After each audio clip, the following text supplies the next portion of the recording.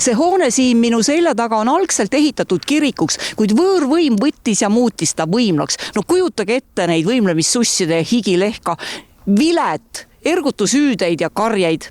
No õnneks tänaseks on see maja saanud oma väärikuse tagasi ja avanud oma uksed Arvo Pärdi auks Uku Aru muusikamajana.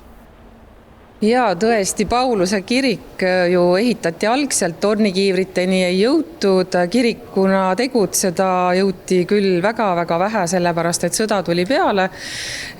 Tornikiivreid ei jõutud selle tõttu paigaldada, et vahepeal sai raha otsa ja ühel hetkel siis Rakvere linn otsustas ära osta koguduselt selle hoone ja tänaseks olemegi siia nüüd jõudnud. See tee on olnud pikk, võib-olla konarlik, ootaja on pidanud olema kannatlik, otsustajad on pidanud olema sirgeselgsed ja nüüd mina oma meeskonnaga hakkame koos siia siis seda hinge sisse puhuma. No räägime natukene sellest ka, et mis siin lähiajal siin Uku Aru muusikamajas siis toimuma hakkab. Täna on õhtu välja müüdud, homme on õhtu välja müüdud, aga tegelikult veebruar on ju ees. Oleme täismaja vastu võtmas tõesti täna matineel, õhtusel täiskontserdil ja homme on nii tore, et meie Rakvere linnakollektiivid annavad siis oma panuse sellesse avanädalavahetusse. No öelge, kas käib siin erinevate kollektiivide vahel rebimine ka, kes ja Uku Aru muusikamajja esinema saab?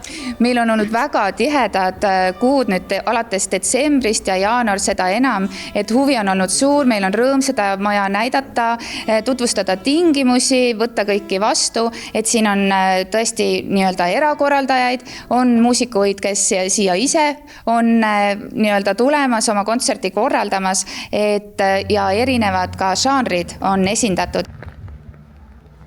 See on väga eriline muusikamaja. Mina väga ootasin tegelikult, et saaks juba proovida seda saali ja eile tõesti see kontsert toimus. See akustika on päris imeline tegelikult. See kuidagi sobib väga hästi just Arvo Pärdile ja tegelikult väga mõnus kodune tunne on seal laval olla.